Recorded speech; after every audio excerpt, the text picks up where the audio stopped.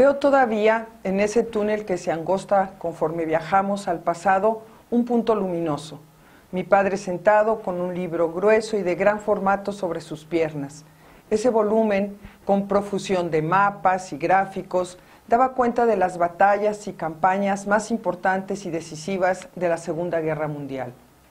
Junto a mi padre, con frecuencia se encontraba mi hermano, 7 años mayor que yo, y cuando me acercaba a ellos, escuchaba las lecciones y comentarios que un hombre mayor brindaba a propósito de guerras y países y estadistas y generales.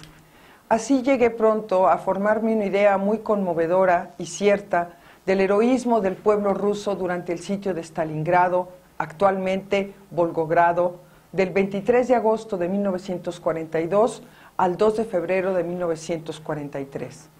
Llenas de fotografías que mostraban el antes y el después de esa ciudad, así como de gráficos y mapas que daban cuenta del avance del ejército de la Alemania nazi sobre el suelo soviético, las páginas de ese libro, recorridas por el dedo de mi padre, me dejaban boquiabierta, apenas capaz de imaginar la valentía del ejército rojo, el sufrimiento del pueblo ruso, su coraje indecible, su altísimo orgullo nacional y su amor a la tierra para frenar y luego, auxiliados por la dureza del invierno, derrotar al ejército alemán que hasta entonces había dado prueba de ser imbatible y a partir de ese episodio empezaría a derrumbarse. En la batalla de Leningrado se produjeron, según diversas estimaciones oficiales, alrededor de 2 millones de bajas humanas, tanto de los dos ejércitos como de los civiles que habitaban en la ciudad y sus alrededores. Y una buena cantidad de las muertes no se debió a balas o metralla, sino a un par de ofensivas más feroces, sobre todo combinadas, el hambre y el frío.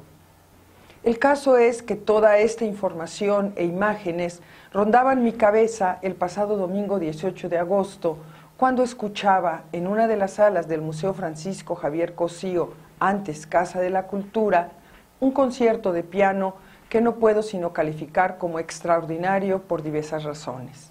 Una, ese concierto da prueba del fructífero y notable quehacer de diversos músicos locales y foráneos, al igual que de varias administraciones estatales en materia de cultura que han sumado su dedicación y esfuerzo para obsequiarnos una gran proliferación de grupos, sinfónica y cameratas, integrados por ejecutantes de mucho talento venidos de Europa para quedarse entre nosotros y haber hecho ya de San Luis un centro de constante y alta vida musical. 2. Una pareja de esos músicos, llegada de Rusia, Iván Petrov y Valentina Turusheva, a finales del siglo pasado, invitados por el maestro José Miramontes para integrarse a nuestra orquesta sinfónica, tiene un hijo que nació en Moscú el año de 1997. A los 5 años de edad, ese pequeño, avecindado como potosino de padres rusos, comenzó a desarrollarse con un talento grande e innato para tocar el piano. De este modo, en el seno de una familia donde la música es como el oxígeno y una pasión rutinaria, ese niño llamado Vladimir Petrov se convirtió pronto en un pianista excepcional.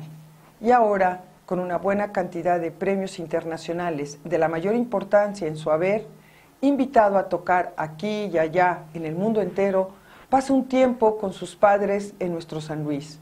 Por eso, auspiciado por una asociación médica local, ofreció el concierto al que he aludido. 3. El concierto abrió con la sonata número 7 en si bemol mayor, opus 83, de Sergei Prokofiev, compositor ruso nacido en 1891 y muerto en 1953, testigo de la batalla de Stalingrado cuando tenía poco más de 50 años.